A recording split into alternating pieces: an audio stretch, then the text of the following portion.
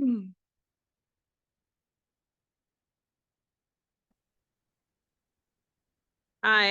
hang on. Hey. Oh, there you are. Hi. Can you hear me? Yes. Can you hear me? Yes. Seems like you might be just a little bit choppy, but it's not bad. And actually now you're fine.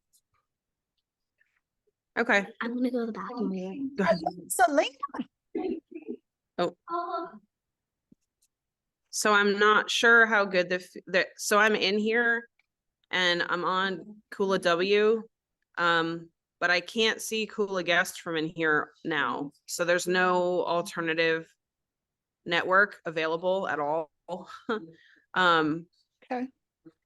So I don't know what's gonna happen. So the only one that you're seeing is Kula West. You're not even seeing Kula or Nope. Or Kula. Nope. No. Okay. Nope. There's one that just popped up that says Kula Guest _EXT. That's try that one, because that might be the extension in that room that Jay has there. What's the password? Oh, it's asking the password. No, I don't know. No idea. Well, hang on. Let me see what happens if I try to switch. No, it needs a password, so I don't. Yeah.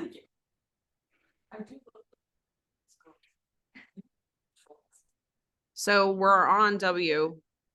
Seems to be working okay. You're not breaking up anymore. Okay. Yeah. And your video seems to be consistent, so.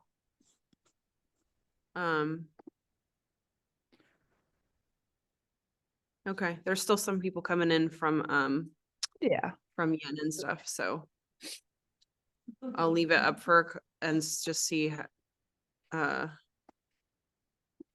it goes. absolutely. Did Elena's card come in yet? No. Oh my goodness.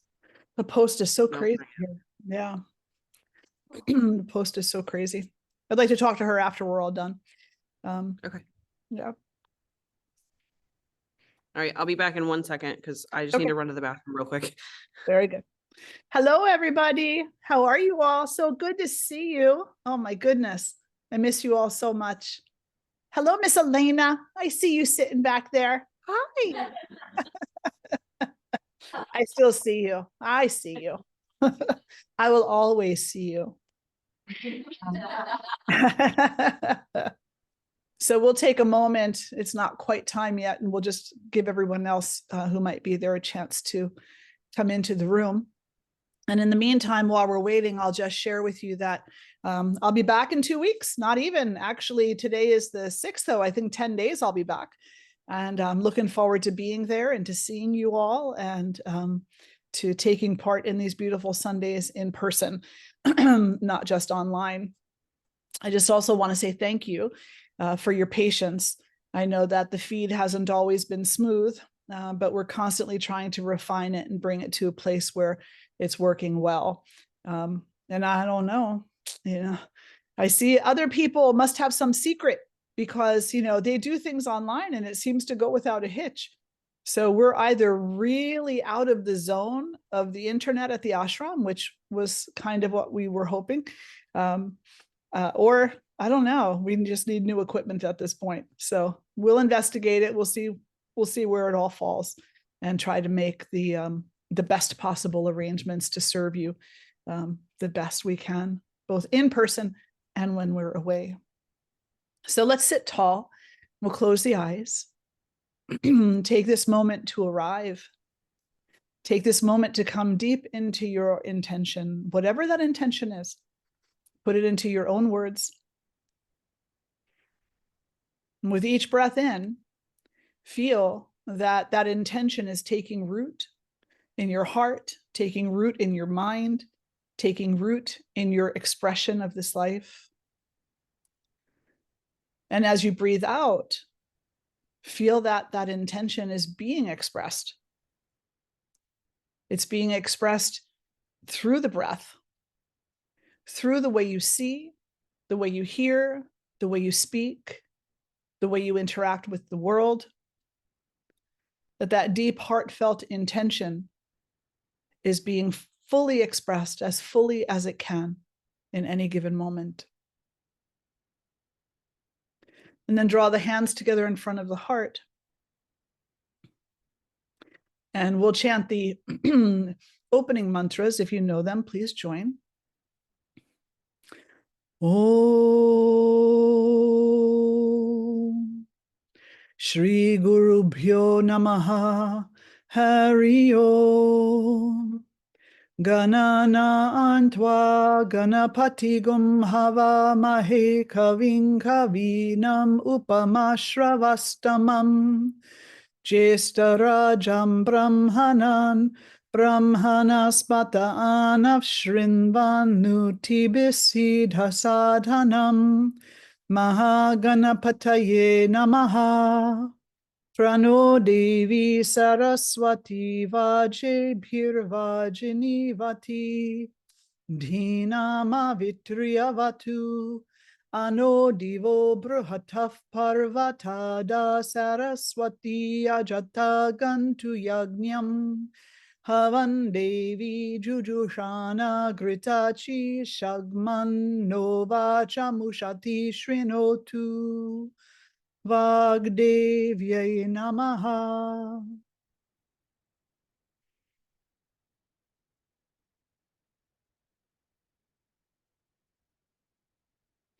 And gently releasing the hands down and fluttering the eyes open. And so today we continue with the Bhagavad Gita. We will be talking a little bit about chapter 8 and the lessons that Krishna offers to Arjuna in this very important chapter. And as with every conversation on the Bhagavad Gita, the first thing that I have to share is that you can only fit so much in a 1-hour conversation. So whenever you're with a teacher, no matter who it is, and they're talking about some aspect of the Bhagavad Gita or any other sacred scripture, the first thing you should keep in your mind is they're not going to tell you everything. It's not possible. We would have to sit here from now until potentially the end of time, having a full, every single point touched on conversation about even one chapter of the Bhagavad Gita. So what we do is instead we pick the points that we wish to make, and those are the ones that we focus on. And then you continue your study. And every time you sit with the chapter, something new opens up, something new is presented, some new insight, and some new circumstance in your own life brings light to something that perhaps you dismissed or didn't catch on to last time. It's an evolution and it's an involution. So that's the first thing. And then the second thing is to just introduce the scripture in a very gentle way by saying that the Bhagavad Gita is 18 chapters. It's a conversation between Krishna, who is the Godhead, and Arjuna, who is a human being who is having distress, great distress over a battle that he is being called to fight on behalf of his family, his brothers and his wife, and the wife they share, and the ethic of the community. And he doesn't want to do this. He doesn't want to fight this battle. He tells Krishna, why should I do this? Why should I spill the blood of anyone? I know these people. The people on the opposite side are people he grew up with. They were teachers of his. They were individuals that he played with as a child. They were adults that as a child he looked up to and adored and still adores. But it just happens to be that they're following this king who and his sons who are keeping the kingdom away from its rightful heirs, which are Arjuna and his brothers. And so as he comes to Krishna, and Krishna in this moment is his charioteer, he's the one who is driving the chariot into battle for him. He's also his the one who is giving him advice on the battle. And so as he's entering into the field, he says to Krishna, he puts down his bow and his arrows, and he says, I won't do this. I don't want to do this. This doesn't make any sense to me. And initially, as human beings who are full of emotion, we immediately understand Arjuna and we begin to defend him. We say, well, of course he doesn't want to go to battle. Isn't yoga supposed to be about peace? Isn't yoga supposed to be about nonviolence? Isn't yoga supposed to be, about this perfect balance where nothing disturbing ever happens? And the answer to that question is beautifully answered in this chapter, because Krishna likens the experience of the battle and the decision that Arjuna must make for himself about whether or not he's going to fight to the disturbances that each and every one of us experience in everyday life. Every single day, and many, many times during that day, each and every one of us are facing a battle. And the question is, the battles that we face, are we coming at them from an emotionally turbulent place through upsettedness and chaos and disorder? Or are we facing these disturbances in a way that really holds some potential to reconcile them? And so this chapter is known for that answer that Krishna gives to Arjuna about the usefulness of this battle. And I think that that's a really huge question, because it is a question that a lot of students ask once they hear about the Bhagavad Gita and have perhaps read, an introductory transcript of it, or they've heard a few discussions about it. Inevitably, one of the first questions that they will ask is, well, Arjuna is right? Why should he? Why should he? It's nonviolence. He's practicing nonviolence. And I would suggest to you, he's not practicing nonviolence. He's practicing fear. He's practicing allowing his discomfort to take hold of him. He's practicing not taking responsibility for his dharma. He's not practicing nonviolence because he's looking for an escape from the things that must be done in this life, for the work that belongs to him and him alone. And we see this a lot of the time on our own path, when we come into moments of distress and moments of distraction, and we say, I don't want it to be this way, so I'm going to kind of put my head in the sand and pretend it's not. And that's what Arjuna is doing. He says, better I pretend everything is cool. And here we have spiritual bypassing, don't we? Yeah, better I pretend everything is cool and say, hey, it's all good. But no, nobody ever promised you that stepping on the spiritual path was going to make it all good. As a matter of fact, if you're with a teacher, the teacher hopefully is telling you, actually, some parts of that path are pretty difficult.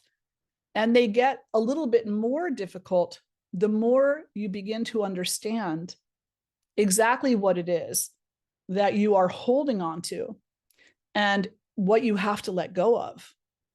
Because that's where much of the difficulty lies, is that we become so attached to our preferences and to our opinions and to our imagination and our fantasies about what things should be, that it becomes very difficult, if not sometimes impossible, to be with things as they actually are.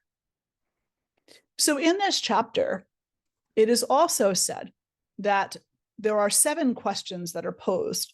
And these 7 questions are very important because on many levels, they form the foundation of Advaita Vedanta. Now, for those of you who have been in the Tattva Bodha and many of the other spiritual study modules with me, some of this might sound a little familiar. The more that you dive into the scriptures, whether it's the Bhagavad Gita, the Tattva Bodha, the Viveka Chudamani, or the Devi Mahatmya, what you find is that these teachings are repeated over and over again, sometimes using different words and different examples, but they're taught repetitiously, because repetition is the key to remembering and understanding. You hear it once, and the ego says, I got it, no problem. But then it goes out the window. You hear it twice, maybe something there catches on a little bit, and it's in the back of the mind somewhere, and the ego is still trying to kick it under the rug, and in favor of whatever else might be happening in life that's more exciting. But then you hear it 3, 4, 5, 10, 20, 30 times. And somewhere along the way, you understand, truly, you feel that there is a moment of coming home to truth in that teaching. No matter how uncomfortable it is, no matter how much it goes against the world that you've created for yourself, the truth that you've created for yourself, it comes to a truth that is so much more profound. And that actually is the truth. And so there's this sense of coming home. There's this sense of relief in that discovery. So these 7 questions that Arjuna poses to Krishna and that Krishna answers for him, they form the foundation of the wisdom of Advaita Vedanta. They say if you don't know these, then it's going to be very difficult to understand the rest. So I just want to read to you a little bit of an excerpt from the very beginning of the chapter. And it starts, Lord Krishna begins by telling Arjuna, I am the supreme Lord and the governing deity of all yagnas, whether they are material or spiritual in nature. I am the one who everyone wishes to know and attain in the last moments of their life, and I am the one into whom they all dissolve at the time of death. Arjuna becomes thirsty for knowledge at this. He hears Krishna saying this, and even his own distress, even his own upsettedness over what he thinks is happening right now with this battle, it begins to take a back seat to what Krishna is saying, and Arjuna's hunger for knowledge, for true wisdom, starts pushing him forward into asking questions. And so he says to Krishna, "Oh Lord, what really is Brahman? What is spirituality?" We have also heard these words quite often: Brahman, karma, purusha, adhyatma, devata. What are these? Explain these to me.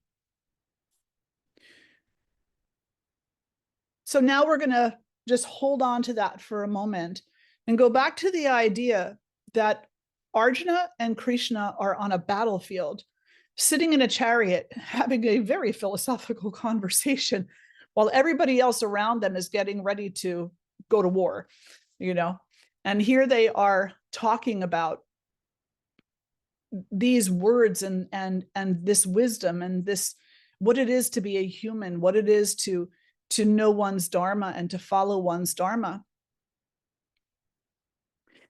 When Arjuna is on the battlefield, he's a human, just like you and I are humans. So he can't help but think about what his last moments in life are going to be. On any battlefield, a person thinks, will I overcome death, or will death overcome me? This fear arises in our minds, and we suddenly become aware of the impermanence of life. In that situation, it's normal for lots of questions to arise in the mind. And that's where these questions are coming from for Arjuna.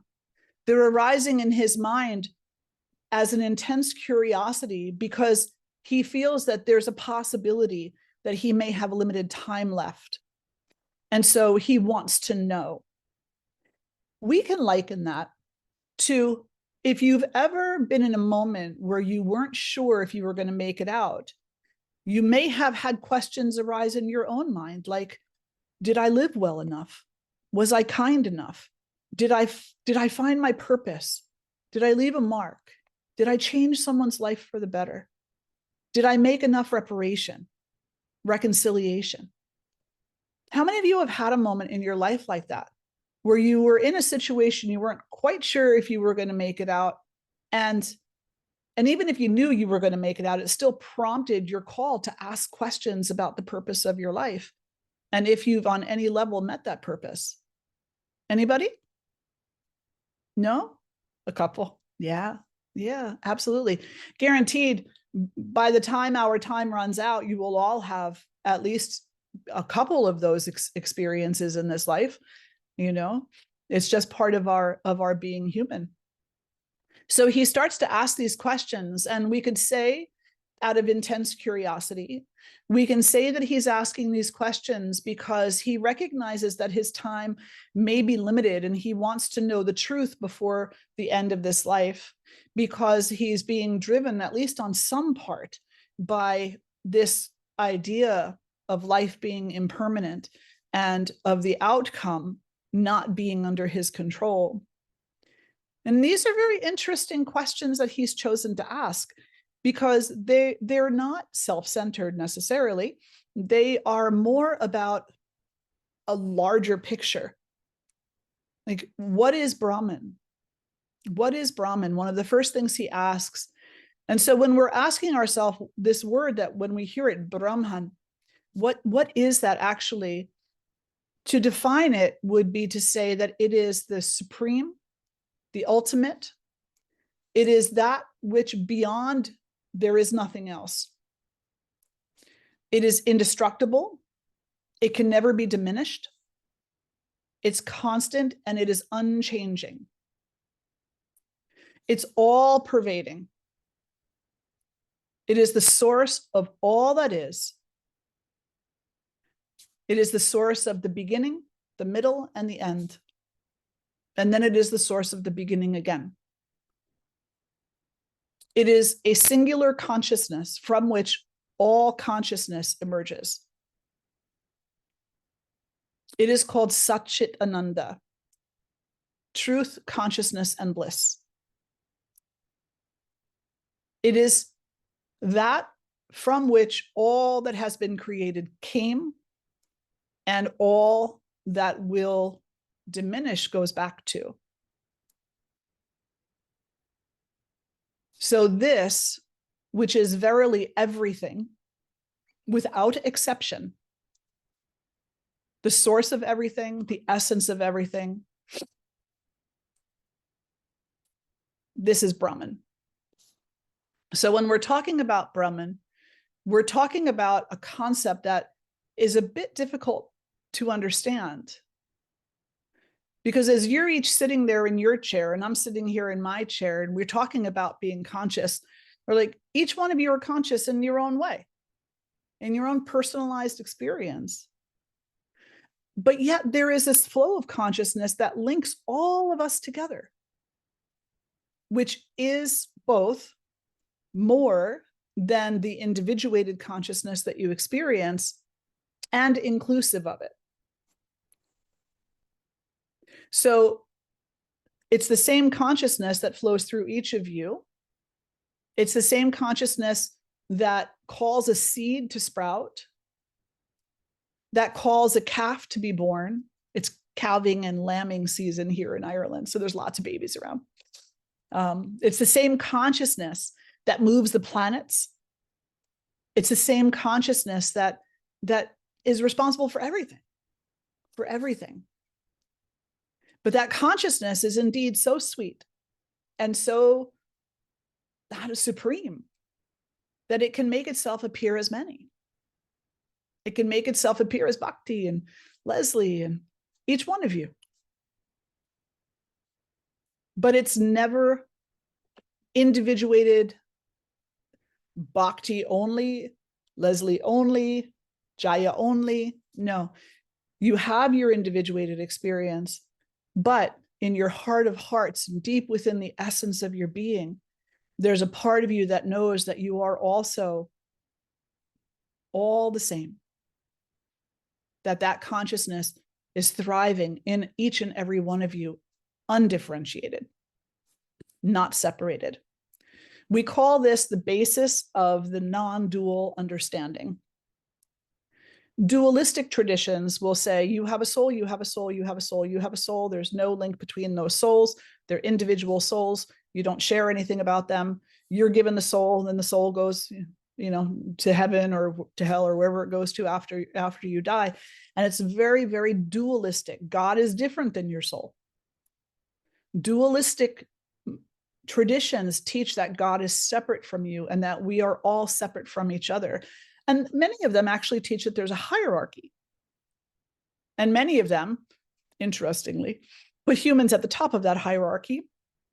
And many of them put males at the top of the human hierarchy. So guess who runs those traditions? Anyway, no bias there, right?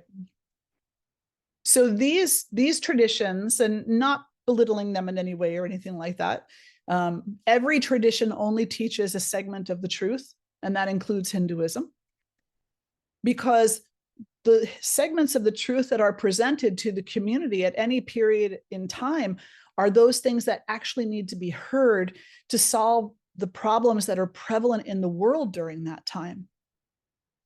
And just as Arjuna could not understand the effulgence of Krishna when he showed him the truth of himself, we would not be able to understand or to hold into the entirety of truth if we truly became aware of it.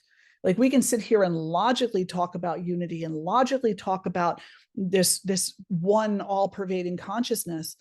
But if we truly accepted that and knew it, it would blow our mind away.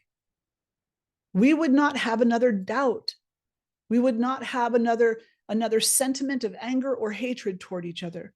We would not have another moment of greed. We would not have another moment of useless desire to chase after things that are transient in nature. We wouldn't have that, because this all-pervading wisdom would be so complete. We wouldn't need anything else. Stay with one of those. We'll be here for a long time. Okay, let's go to the second question, shall we? The second question is, what is Adhyatma? Now, I love this one because my guru is Swami Adhyatmanandaji.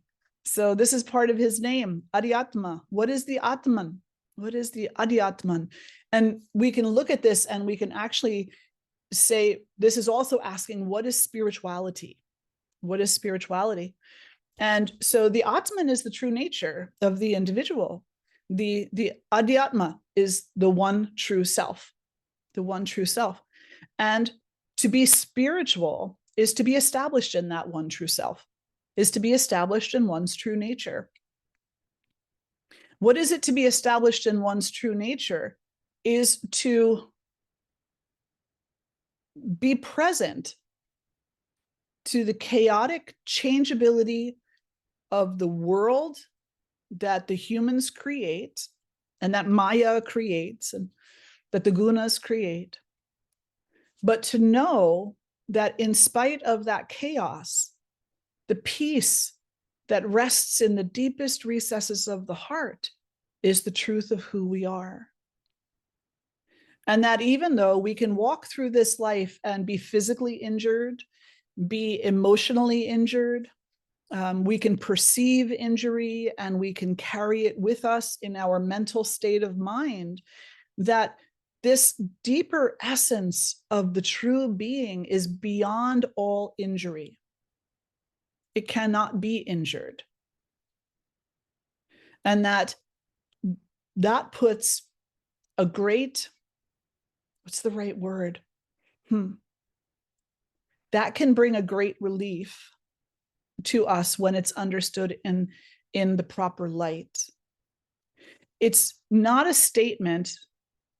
So some say, some teachers say things like, well, you don't really have pain in your body, and you don't really have suffering in this life, and you're not really injured by the things that you think injure you, and so just move past them. And it's such a bold and horrific statement to make to anybody, is to diminish the humanness of our emotions and the humanness of our traumas and our injuries. I don't agree with that type of an approach in any way, shape, or form. It's important for us to understand why we feel injured.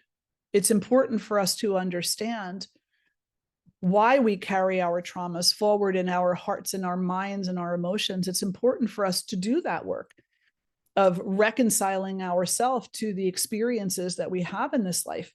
because it's only through reconciliation that we're able to move beyond the thing.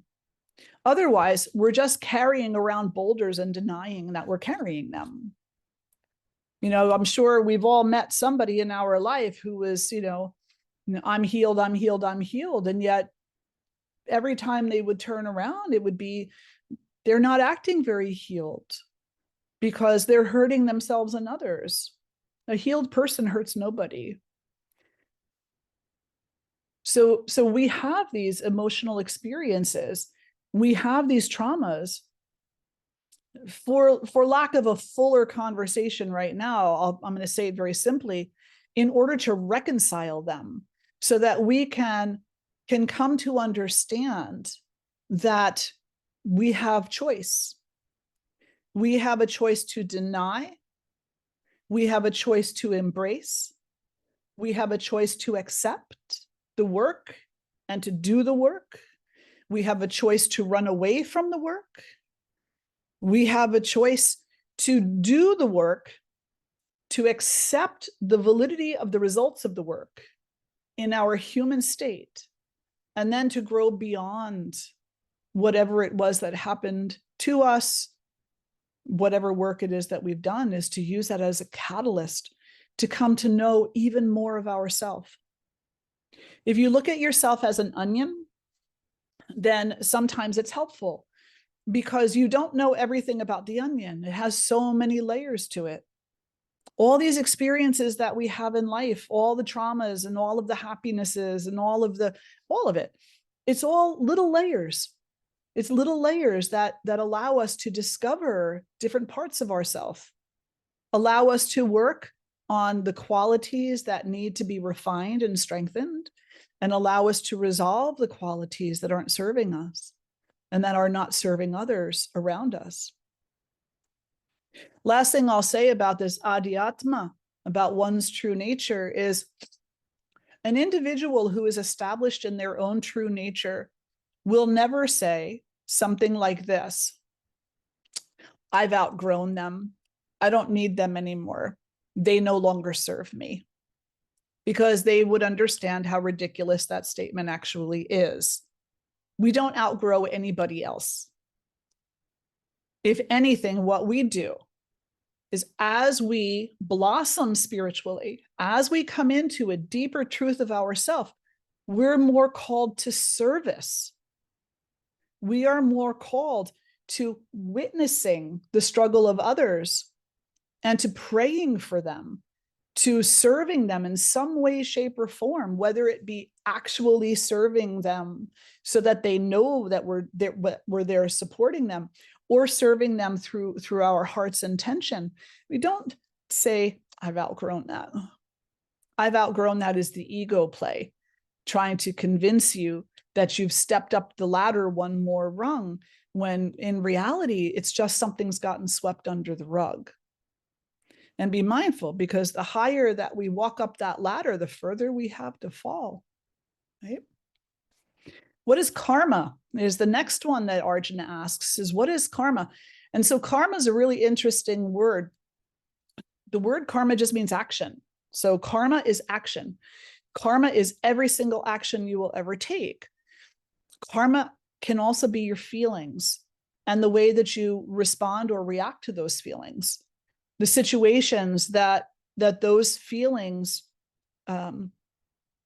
contribute to, the way that they propel certain actions to come from you. So if I'm feeling distraught because somebody lied to me, then what are those feelings going to bring forward in me? Are they going to bring a series of negative thoughts and ideas about a person? Am I going to get caught up in the story of how many times that person has lied to me, how many times that person has done me wrong? Those types of stories are action. And that action has a consequence.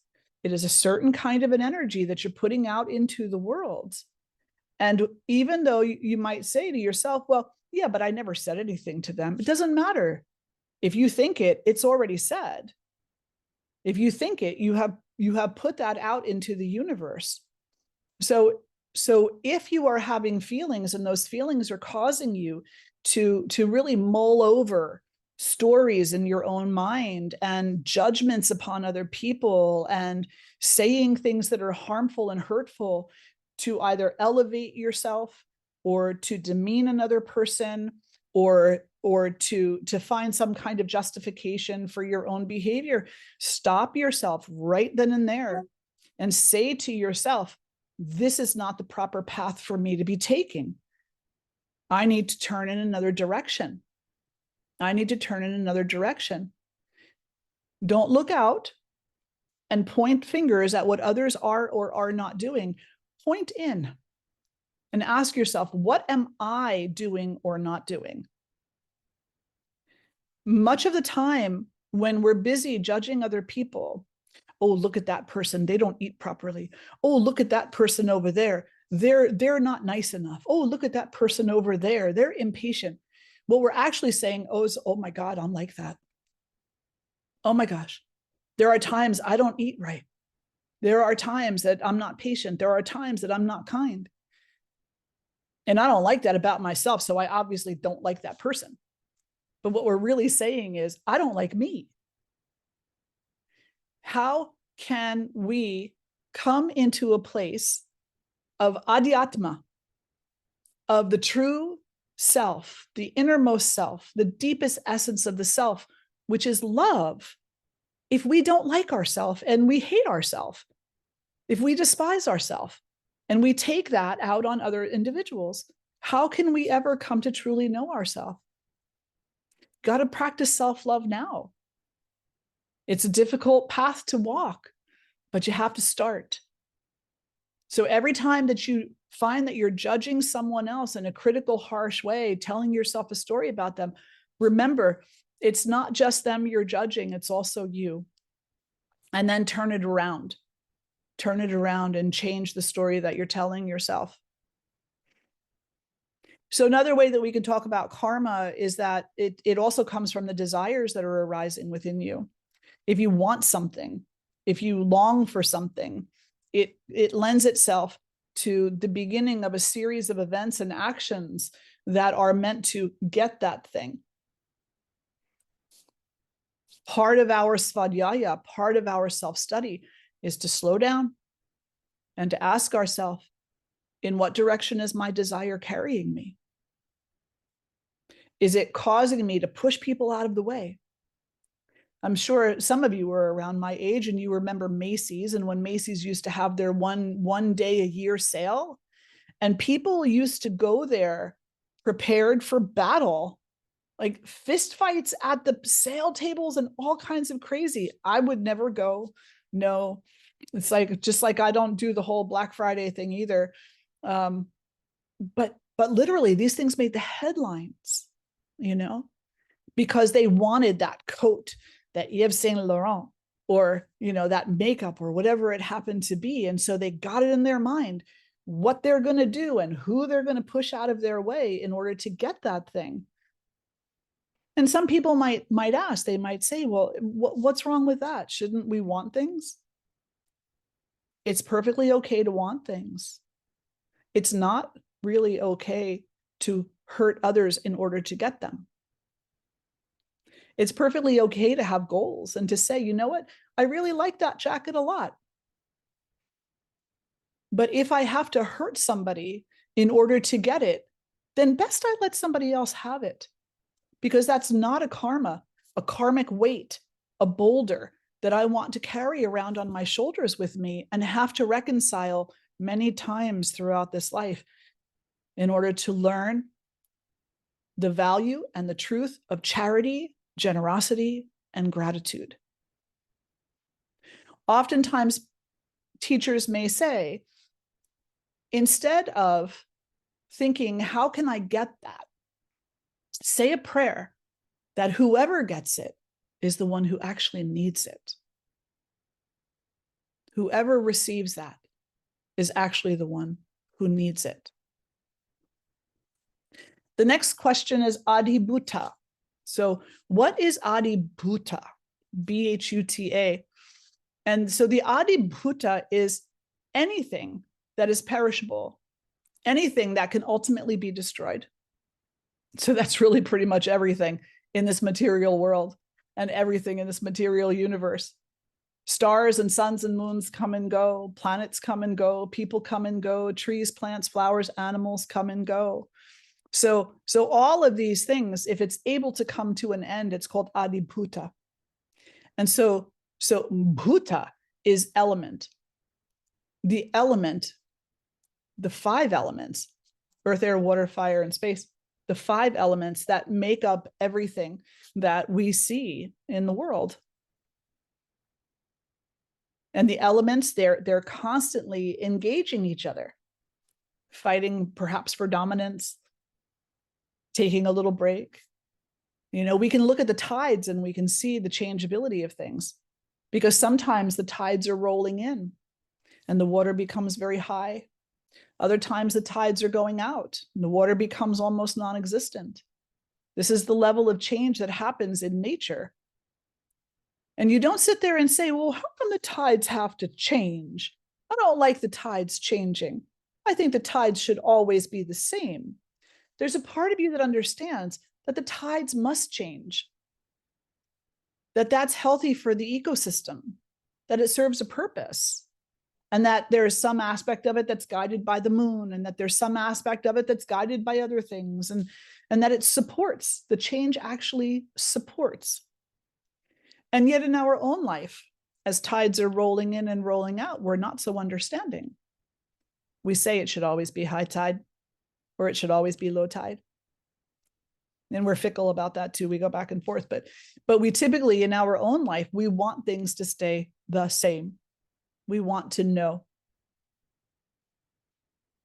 So it's kind of an interesting dilemma that we have as human beings, that we can look out at nature and we can understand the changeability of the tides of the ocean, but we look inside of ourselves and we expect ourselves to be perfectly balanced. After all, I've been practicing spirituality for a little while, so I should be balanced. But this isn't balanced. This is stagnant. This isn't balanced. This is actually dead, right? You ever see a heartbeat? A heartbeat goes doo-doo-dum, doo-doo-dum, right? What's this? It's a flat line. What do you want? Doo-doo-doo, or a flat line? Well, if you're embodied, you obviously want the heartbeat. So therefore, what is balance truly? An appropriate heartbeat, right? It's not a flat line. It's an appropriate heartbeat. It's the heart beating appropriately to life. It's your mind functioning appropriately to life. It's your intention coming forward appropriately to life. It's your breath being breathed appropriately to life. Sometimes balance is very strong. And sometimes balance requires us to be very soft. Balance is not a flat line. It's not 50-50, hardly ever. Maybe on some interesting day it might be, but most of the time balance is like the seesaw. Like when you were kids and you went on the seesaw with your friends, you know, and you would try to get that perfect, right? That perfect balance. So neither of you went up and neither of you went down. Not an easy task to do. Spiritually speaking, that's not exactly what it is that we're looking for. We're actually looking to have each of us experience the up, each of us experience the down, the other person witnessing that experience and supporting in whatever way is possible in that moment with whatever resources or tools we have at our disposal. Balance comes from being of service. Balance comes from witnessing, from having empathy, and from having compassion over what is witnessed, and from offering the very best of oneself, whatever one has, in order to alleviate the suffering associated with what has been witnessed, and also to allow the heart to be uplifted in celebration and joy over the goodness that is witnessed. So understanding that, understanding the difference that lies between them, and stopping the mind from telling the stories about, I wish the tides wouldn't go out. I wish the tides wouldn't come in. Does that make sense? Is all of this making sense? Yes. Okay. Couple more, and then I'll take any questions you might have. The next question that Arjuna asks is, what are the devatas? What are the devatas? The divine deities. All right, so what are they? And the devatas are actually the special powers. They are referred to as spirits, which you could call, in some traditions, angels, in some traditions, essences. They go by many different names. But the devatas here are special attributes. They're special attributes, and each one of them is not separate from the source from which it came. So remember, we talked about Brahman and how Brahman is the all-pervading one consciousness. Well, the devatas are part of that. They absolutely are, but they have a job. They have a job. Agni. Agni's job is fire. Surya. Surya's job is the sun. Chandra. Chandra's job is to be the moon. You know? Gaia. Gaia's job is to be the earth. So the devatas are the particular attributes which are part of that greater consciousness.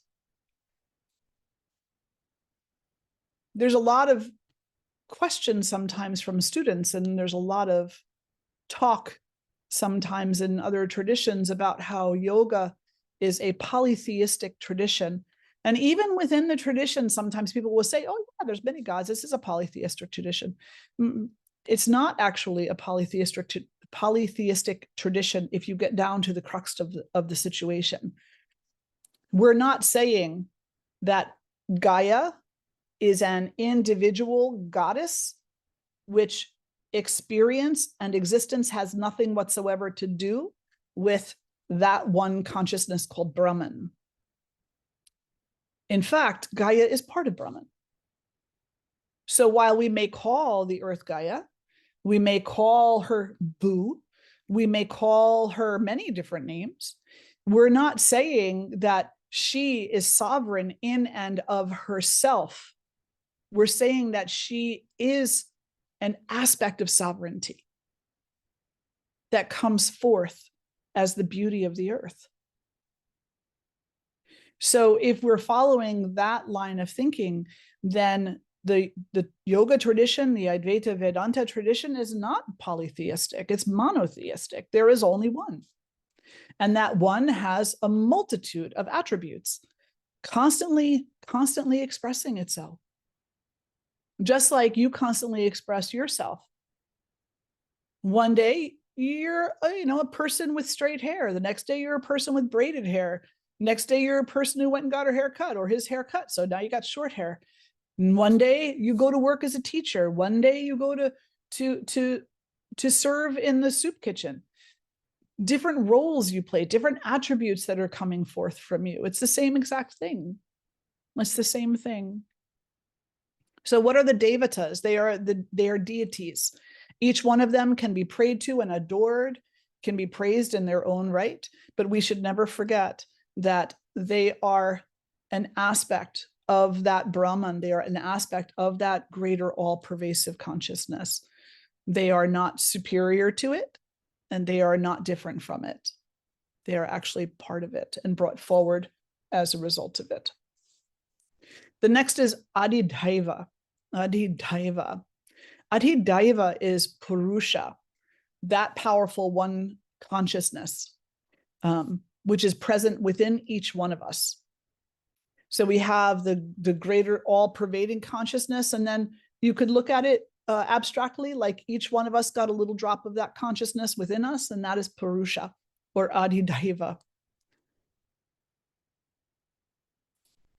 That Purusha is what feeds the calling that comes from within ourselves to know the truth of ourselves, to realize our dharma.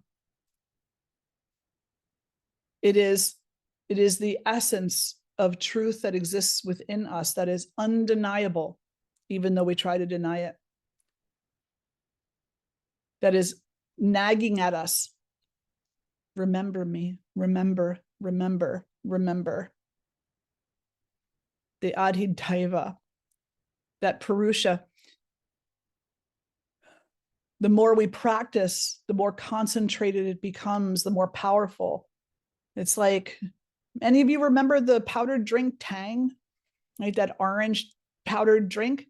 Put a little bit in the cup and you get a little bit, but you keep adding powder and it keeps getting more and more concentrated. And pretty soon it's like, wow, so overwhelming, right? Well, I guess we could kind of say that Purusha becomes like that.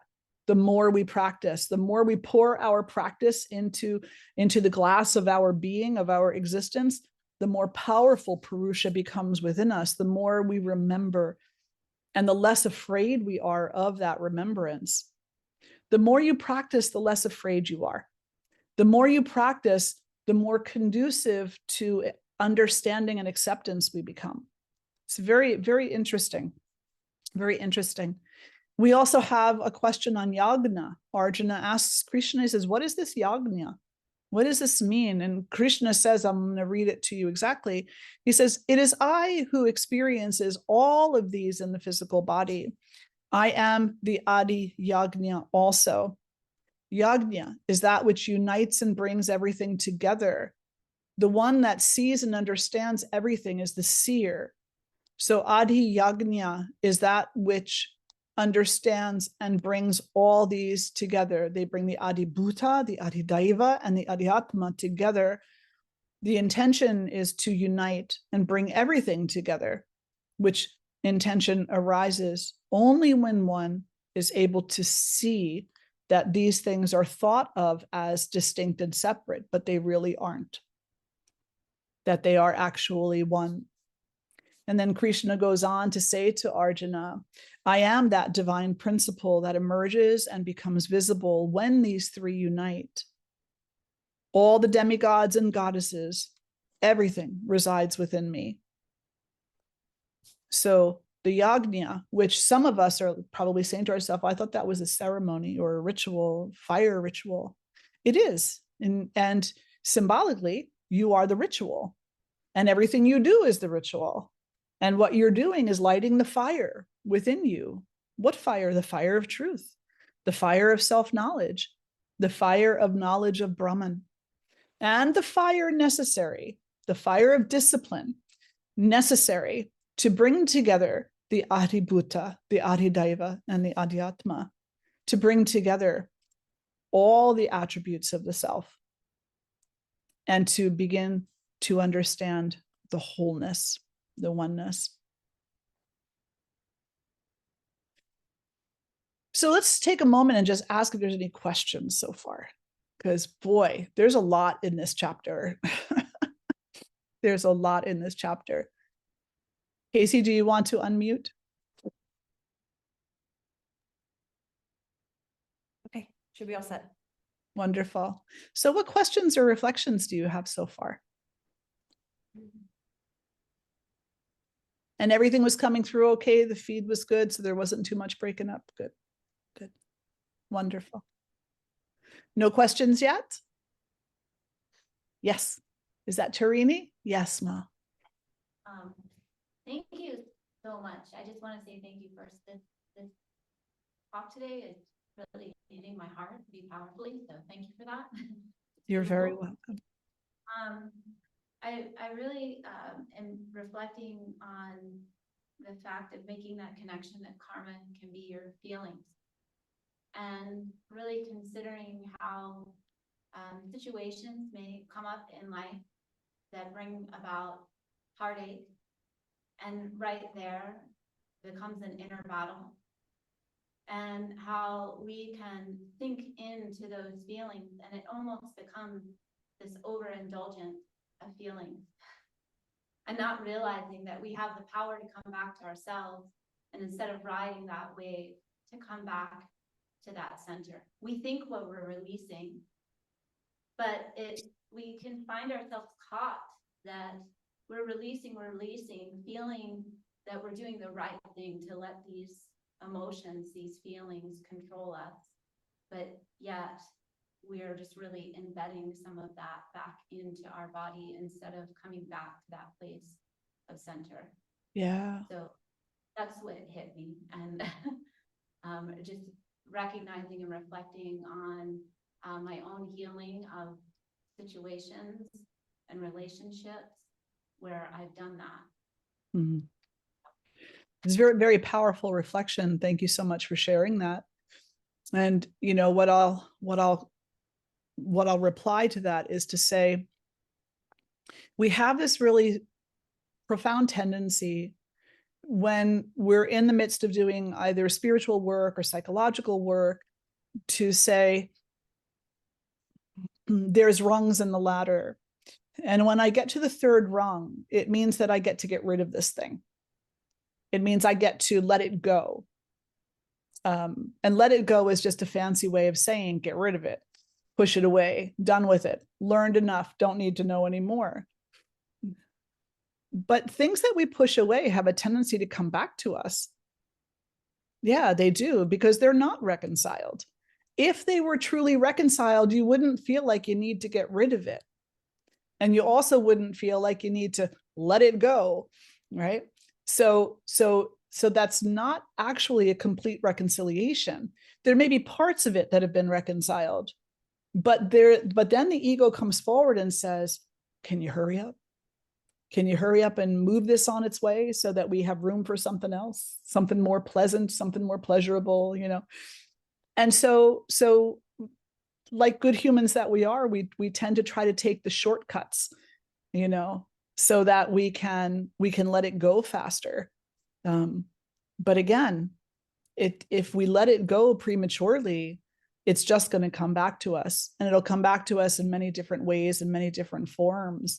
And that's all karma, absolutely. So rather than try to get rid of things, rather than say, you know, I'm working to reconcile this so that I can let it go, how about this instead? My work to reconcile this is so that I can incorporate it, so I can welcome it home, so that I can fold it in, so that I can allow it to be here and not be driven crazy by it, so that I can recognize it's a human tendency and it's not just me. It's actually every single other person that exists. I don't have to condemn it or judge it. I don't have to hate it. I don't have to get rid of it. I don't have to let it go. I can just accept it. And I can cultivate the faith in myself and the sincerity in my own actions to allow myself to not be driven by it.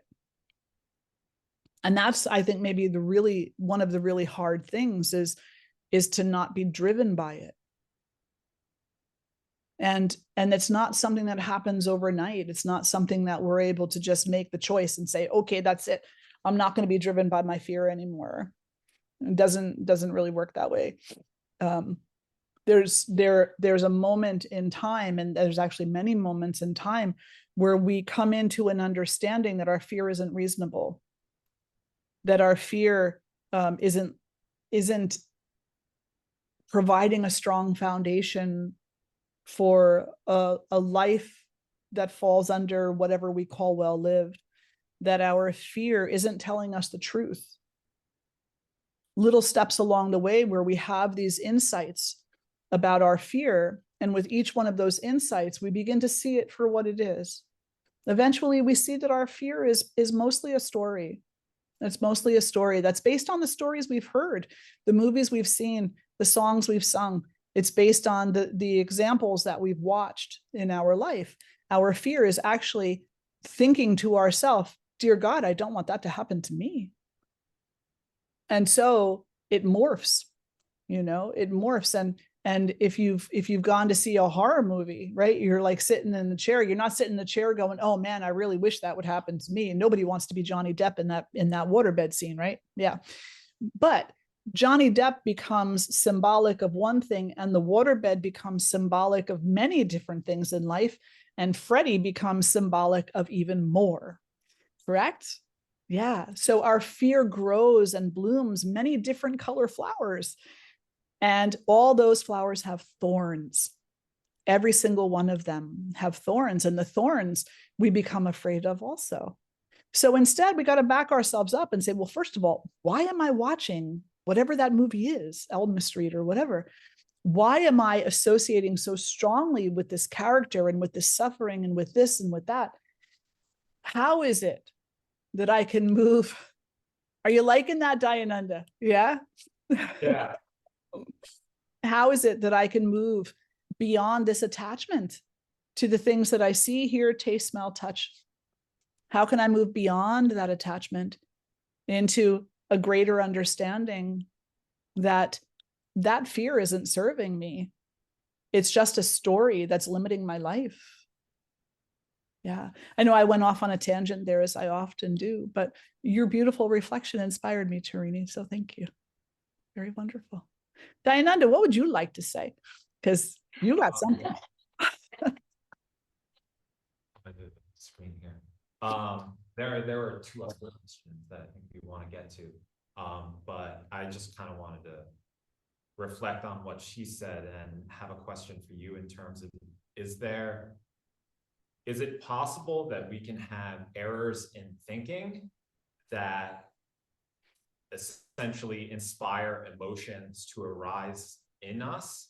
And so it's not that the emotions themselves are wrong or that we're overindulging in, but it's the error in thinking that we're overindulging in. And it's not that you want to stop feeling that, because the trick to figuring out what the error in thinking is to allow yourself to experience the emotion first, and then hopefully through that and through meditation, you can have the reflection on the error in thinking.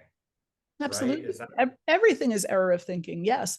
If we really want to bring it to that, all of our suffering is an error of is the error of thinking. And using that beautiful instrument of the mind in an incorrect way, in a way that actually brings about a much deeper level of suffering for us and bondage. And so that's why we come to spiritual practice. We come to spiritual practice not just to be able to get into our bathing suits over the summertime or to get stronger physically. We come to our practice truly first and foremost to tone the nervous system. To tone the nervous system at least a little bit, and a little bit more over a period of time equals quite a bit of toning of the nervous system. And when the nervous system is toned, then there's a possibility that the mind will not be so reactive, will not be so wild. That when the nervous system is not existing so much in a state of fight, flight, or freeze, then there's a potential that we can cultivate a greater discipline within the mind. When the nervous system is in a state of fight, flight, or freeze, the mind is the victim of that. And so the mind becomes deeply entrenched in that biological process. And as a result of that, the wild stories begin, and the sometimes not so wild stories, just the ones that we tell ourselves over and over again. And so that's something that we can call wrong thinking, and it is called wrong thinking. There are teachings that say every single thing that we experience in this life, we have an opportunity to look at as a moment of self-awareness. Acknowledge I am afraid, and then allow the fear to be there.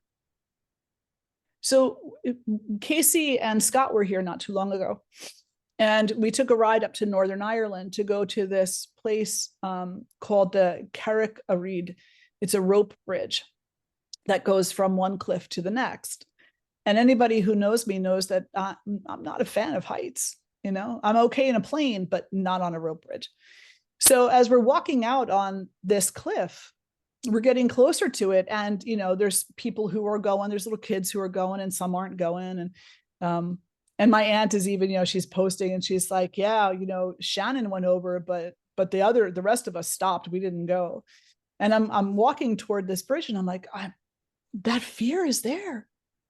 Do I not trust the bridge?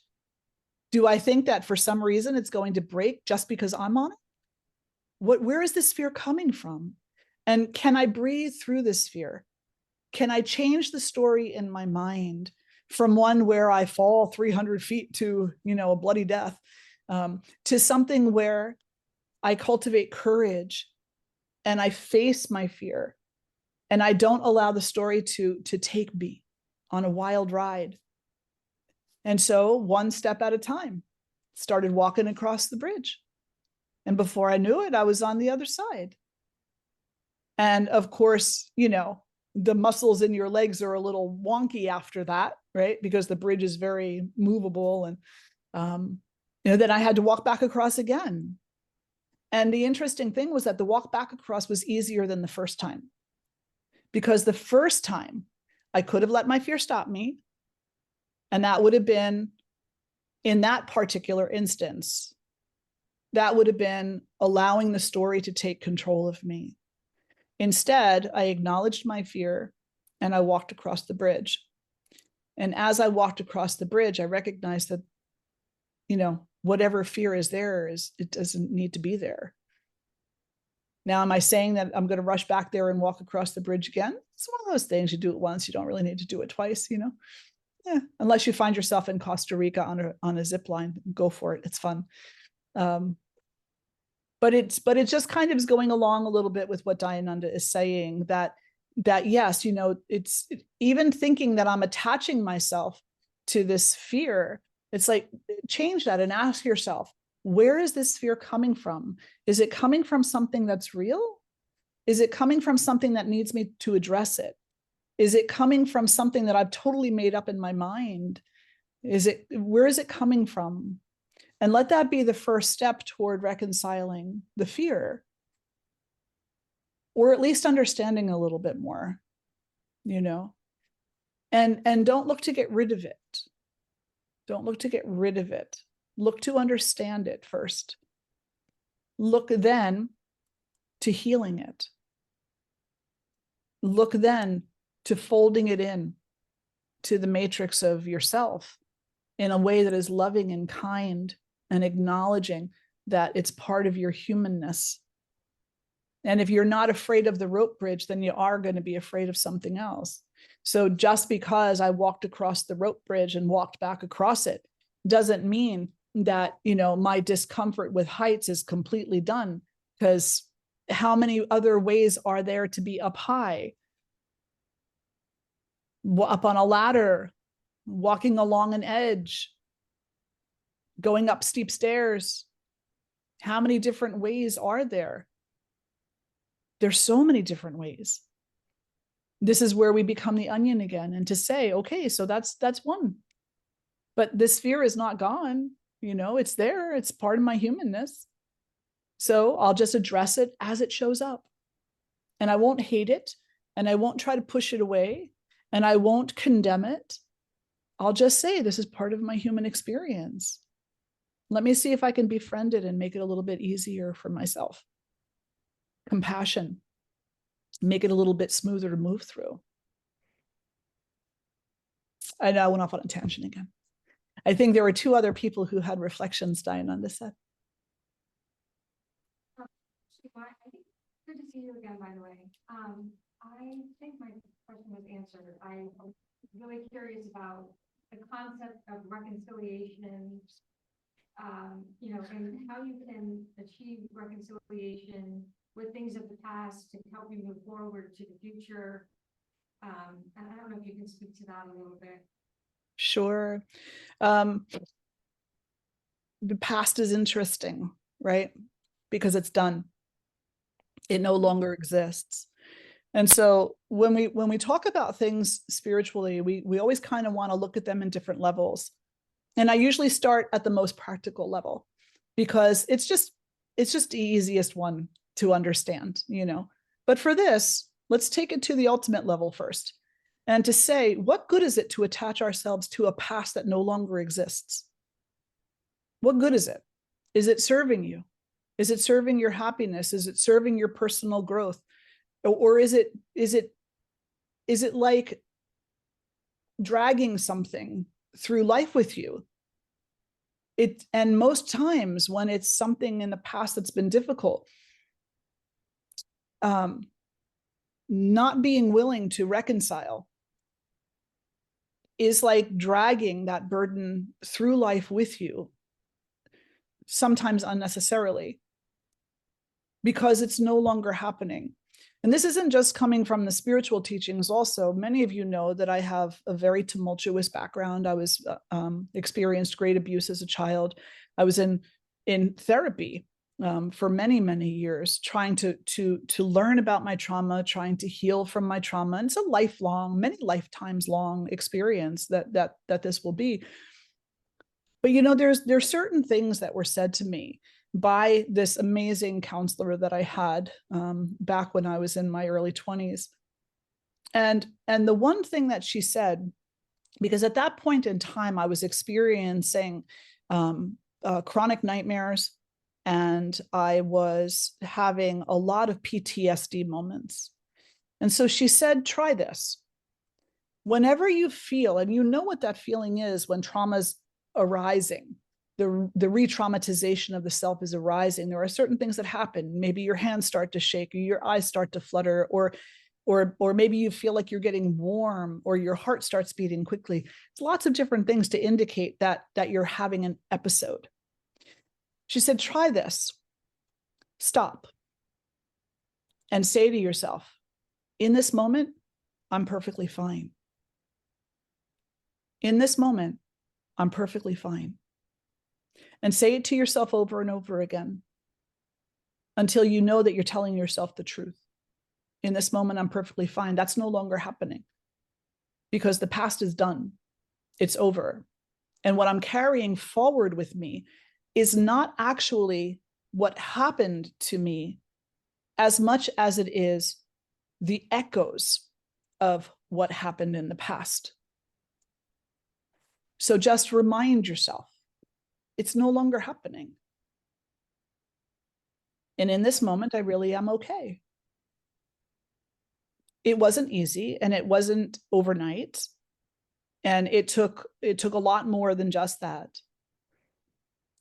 But the reconciliation comes when you accept the truth. And the truth of trauma in the past is that the trauma, unless it is still happening, is no longer happening. What you are now dealing with is the mind's attachment to the echoes of the past, the emotional attachment. That's what you're dealing with. You're dealing with the story as it unfolds. And sometimes that can be helpful because trauma has a blunt end to it. Like the trauma happened, it was what it was. And we don't want to be stuck in that blunt ending. Don't we want to be the story, if we're going to be a story? Don't we want to be the story that has 100 potential endings, 1,000 potential endings, a multitude? It doesn't just stop right there. I'm not just an injured individual who was traumatized greatly. No. Because my story continues on, my life continues on, and I have no idea where it's going to lead me. That was just one part along the way, and it's done now. It's over. And what I am left dealing with is the echoes, and how my mind attaches itself to those echoes, or how it recognizes that they're echoes of things that are no longer happening. So that's kind of like the ultimate ideal, is to get to that point where we recognize that the past is done. Why are we still attached to it? But we don't get to that point without doing the work. And that's the dilemma of Arjuna on this battlefield, is that he's got the dilemma of the work that has to be done. You know, that's what we all face. So did I answer your inquiry a little bit? Yeah. Do you have any follow-up questions or thoughts to that? No. Okay. And I think, was there one more? Was there one more? Or as many more as there needs to be?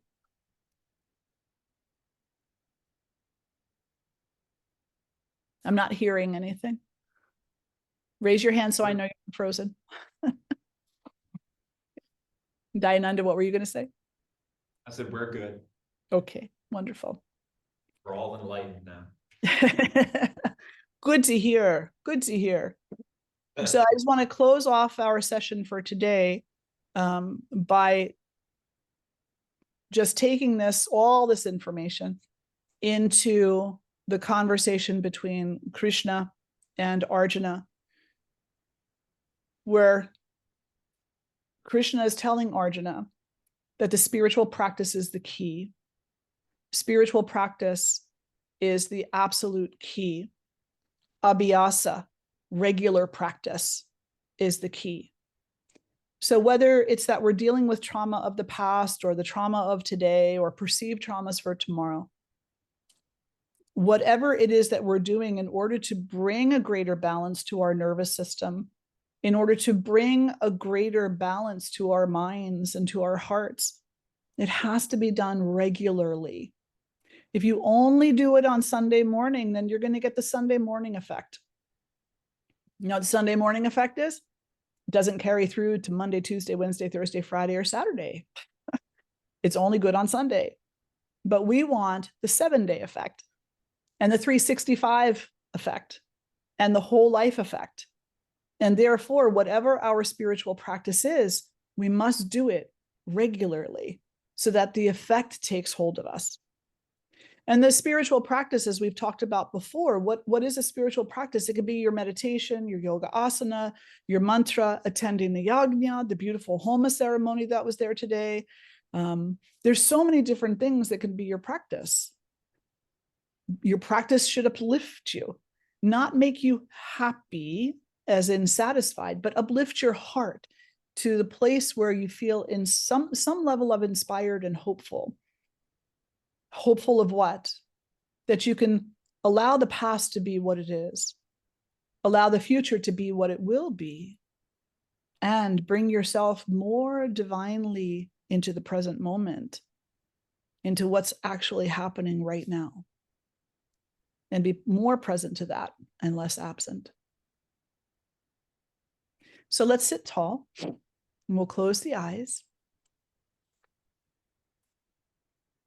Take a breath in and a breath out. And as we're sitting here breathing, I'll remind you that toward the end of this chapter, Krishna says to Arjuna, for those yogis who always think of me with exclusive devotion, I am easily attainable because of their constant absorption in me. Happiness is easily attainable. Joy and peace are easily attainable. Because when we have our thoughts absorbed in divinity, then they're not elsewhere. So let your thoughts be on divinity as often as possible. And draw the hands together in front of the heart. We'll lift our voices in one Om and the All Beings mantra. Om.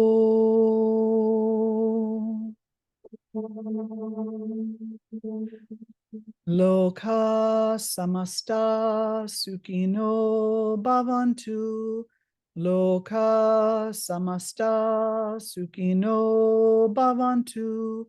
Loka samasta sukino bhavantu. Om shanti shanti shanti. Hari Om Shri Guru Bhyo Namaha. Hari Om.